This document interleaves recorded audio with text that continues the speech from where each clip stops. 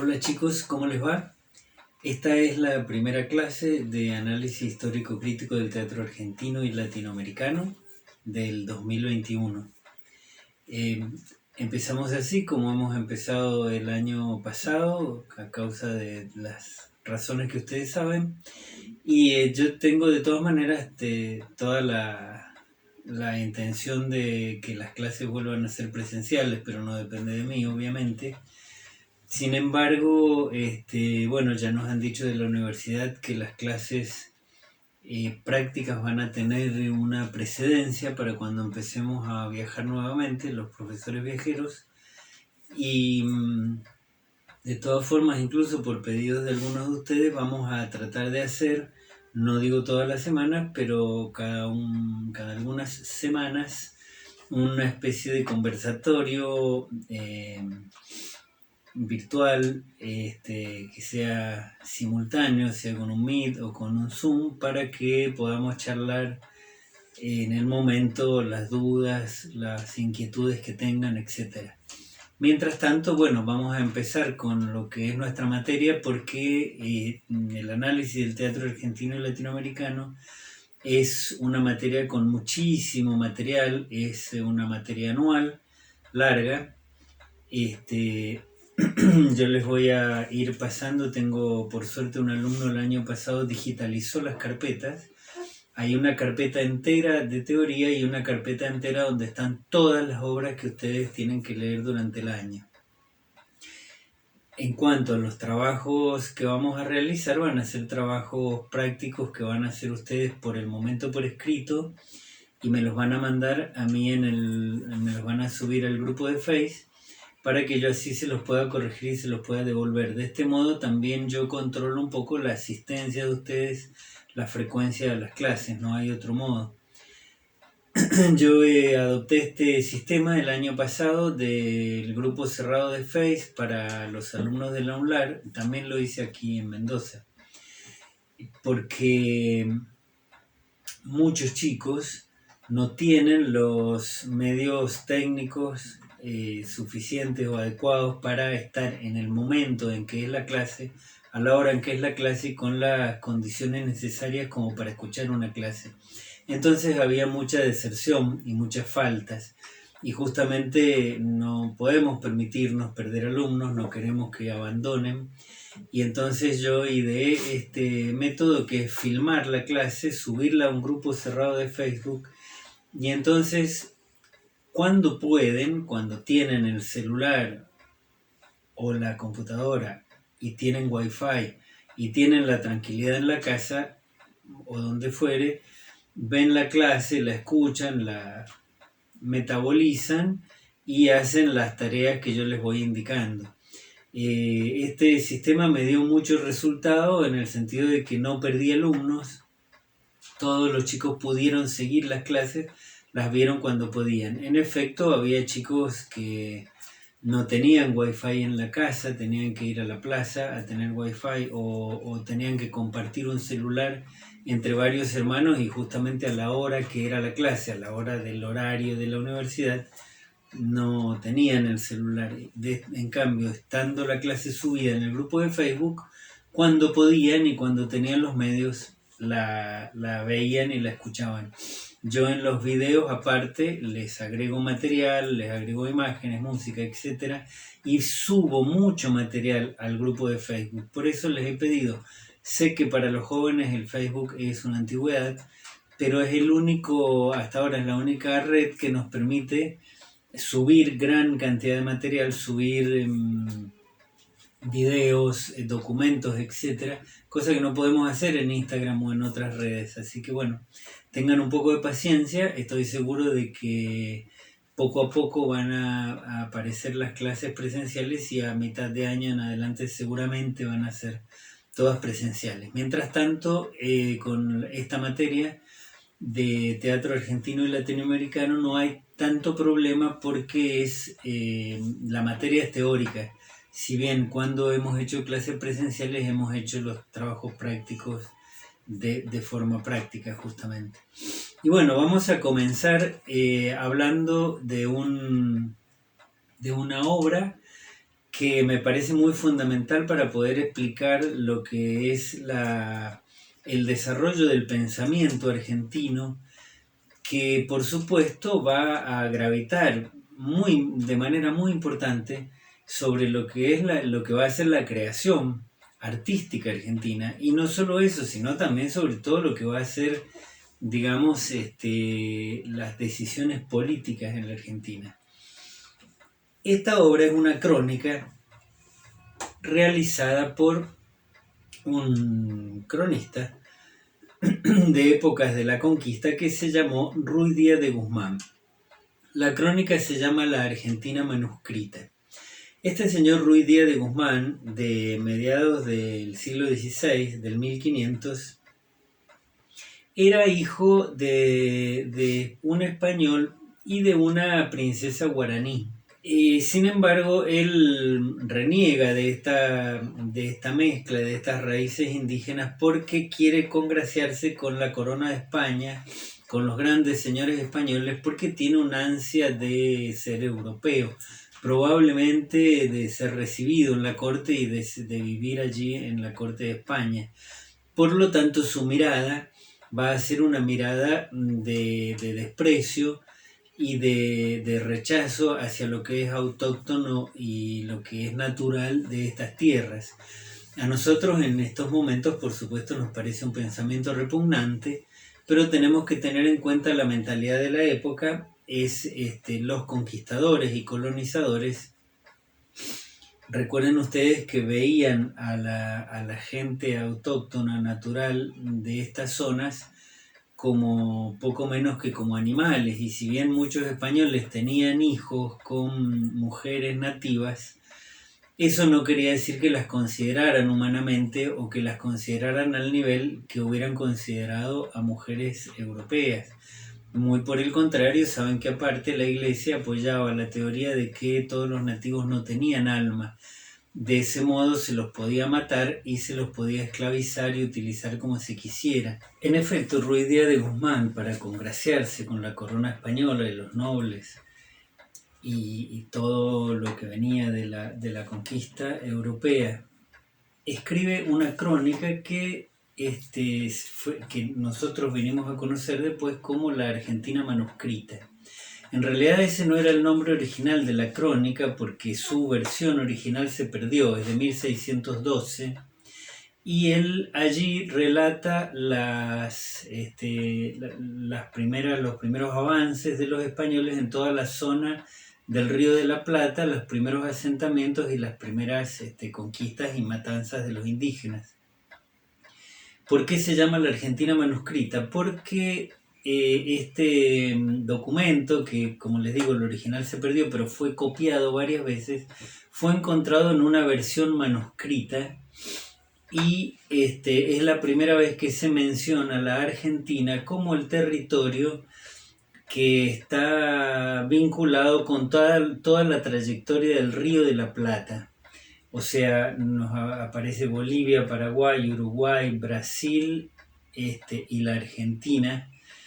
Y como ustedes saben, Argentina viene justamente de la palabra latina argentum. Argentum significa plata. Entonces, como en ese momento todavía se usa, un poco el español está todavía formándose y se usan también palabras muy, muy cercanas al latín, Argentum pasa a designar por momentos lo que es toda la cuenca del Río de la Plata, y por eso la zona va a empezar a llamarse Argentina justamente por el nombre del Río de la Plata, que fue denominado así porque los españoles esperaban poder transportar toda la plata que robaban de las minas de Bolivia y de Perú. Esperaban transportarlas hasta la desembocadura del Río de la Plata y así llevárselas a España sin tener que pasar por otras partes del mar, como por ejemplo el Estrecho de Magallanes, o sea, ir por el Pacífico, para evitar también a los piratas ingleses y portugueses que saqueaban justamente los barcos españoles que iban cargados de oro y plata. Bueno, esta es otra cosa.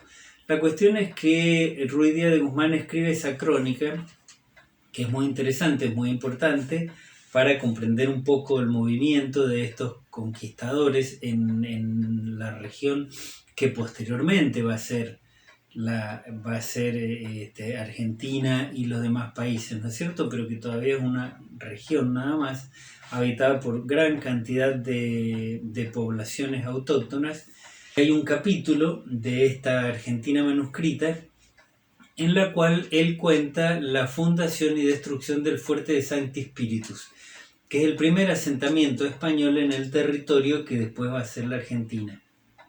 Este fuerte se funda en las orillas del Carcarañá, que es un afluente del río Paraná, una zona en la cual había gran cantidad de poblaciones que hoy conocemos como guaraníes, porque fueron después todas más o menos englobadas por los guaraníes, pero que en su mayor parte se llamaban timbúes. Bueno, la historia verdadera fue que los españoles comandados por Sebastián Gaboto habían desembarcado allí, fundaron un fuerte, construyeron ese fuerte, y los indígenas de la zona, que eran sumamente pacíficos, los proveían de alimentos y de lo que necesitaran. Pero, claro, como la verdad histórica es que los españoles obviamente abusaban de estos indígenas, considerándolos animales, o los humillaban, les robaban, y aparte de eso también robaban sus mujeres, porque las expediciones españolas no venían mujeres. Es así que en un cierto momento, pasados unos 4 años, los indígenas se sublevan, se cansan de estos abusos, atacan el fuerte, matan a la mayor parte de los españoles y los que quedan huyen en un barco. Entonces, para que en la historia no quedara la verdadera crónica de esta huida vergonzosa de los españoles y de esta derrota, Ruy Díaz de Guzmán, y para congraciarse, como les digo, con la corona española, escribe una crónica inventada. O sea, escribe sí que se funda el fuerte Sancti Spíritus, etc., pero inventa un personaje que se llama Lucía Miranda, que sería esposa de uno de los capitanes españoles que estaba allí, y que era una mujer de extremada belleza, por supuesto, como todas las heroínas, rubia, blanca, delicada y etcétera, y que suscita el amor de Mangoré, que era uno de los 2 hermanos caciques de la tribu de los timbúes. Lucía Miranda, según la describe Ruy Díaz de Guzmán, intenta cristianizar a Mangoré. Mangoré se hace un poco el que se cristianiza, pero en realidad tenía intenciones amorosas con Lucía Miranda. Vistos los sucesivos rechazos de Lucía Miranda, Mangoré aprovecha que el jefe de la expedición española manda un grupo río arriba a buscar provisiones en una embarcación, eran 2 o 3 embarcaciones las españolas, y entonces ataca el fuerte y se produce una gran matanza. También mueren indígenas, y entre esos indígenas muere el mismo Mangoré. Por lo tanto, el mando de la población indígena queda a cargo de su hermano, que se llama Siripo. Siripo, en venganza y revancha por la muerte de su hermano Mangoré, va a tomar prisionera, entre otros prisioneros, va a tomar prisionera a Lucía Miranda para llevarla entre sus mujeres. Lucía Miranda va a tener que someterse, según esta crónica falsa, y esperar el regreso de su marido. Cuando vuelve, la expedición que había ido supuestamente a buscar víveres, no se sabe por qué, porque en realidad allí estaban todos los víveres, sobraba de todo porque es plena selva, o era plena selva, se encuentran con esta situación, el fuerte destruido, los sobrevivientes son prisioneros de los indígenas, y Lucía está, digamos, en una especie de grupo de mujeres que pertenecían a Siripo. Lucía, según esta crónica, convence a Siripo de que no la mate a ella ni mate a su marido, sino que ella va a acceder a los requerimientos de Siripo y su marido va a servirle de lacayo, pero que le permita vivir. Es así que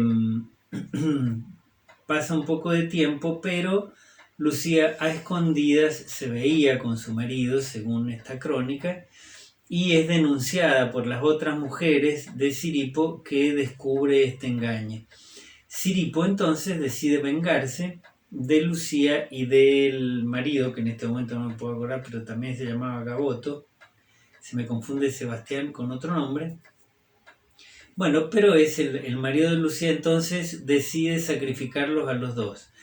A ella quemarla viva en una hoguera y al marido atarlo a un tronco de árbol y matarlo a flechazos.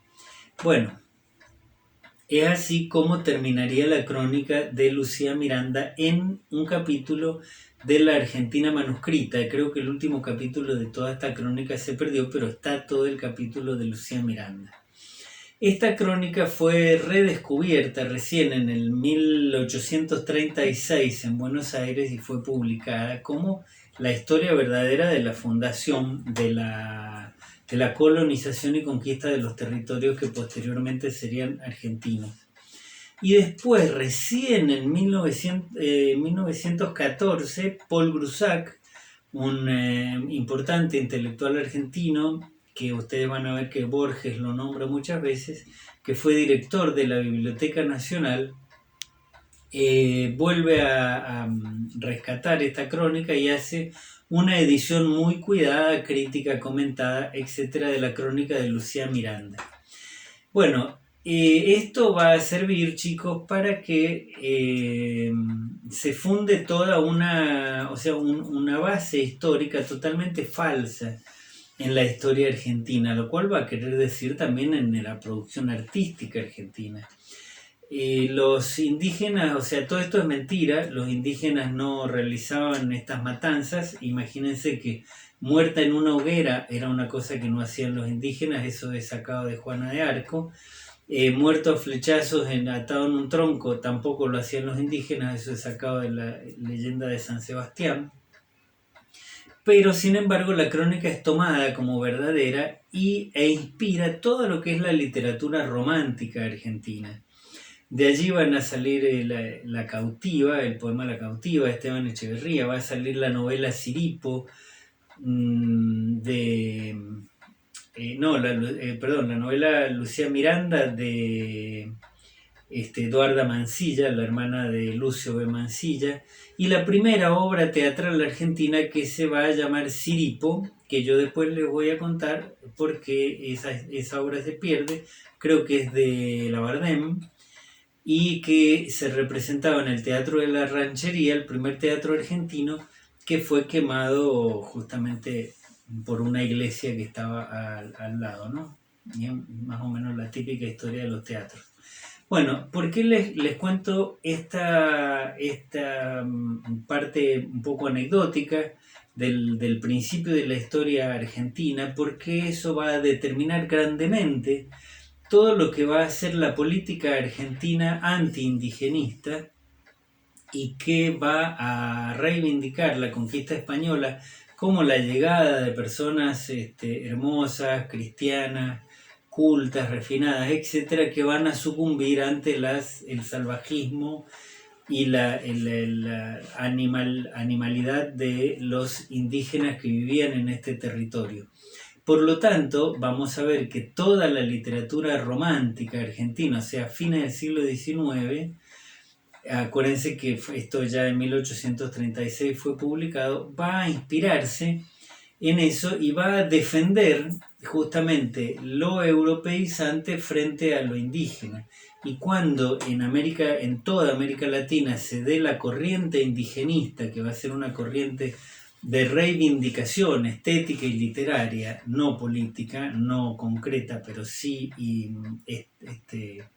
idealizante, de los pueblos indígenas, en la Argentina en cambio no.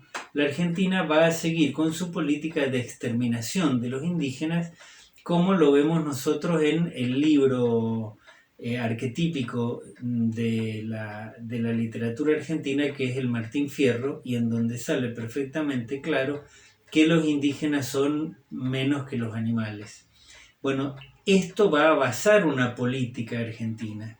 Por lo tanto, nos estamos fundamentando en un hecho histórico falso, pero que nos explica a nosotros el porqué de una mentalidad que va a durar hasta el día de hoy, porque prácticamente recién en las últimas décadas se reivindican a los pueblos originarios, se reivindican a los indígenas y yo no sé si tanta gente, pero mucha gente ya sabe que la crónica de Ruy Díaz de Guzmán era falsa y que Lucía Miranda no existió nunca porque los españoles no traían mujeres en las expediciones. Las mujeres vinieron a llegar 2 siglos después, cuando fue necesario fundar ciudades y poblar, y por lo tanto los españoles robaban a las mujeres indígenas para tener relaciones sexuales con ellas, y después la política española va a ser justamente embarazar, que los españoles embarazaran a estas indígenas, porque de esa manera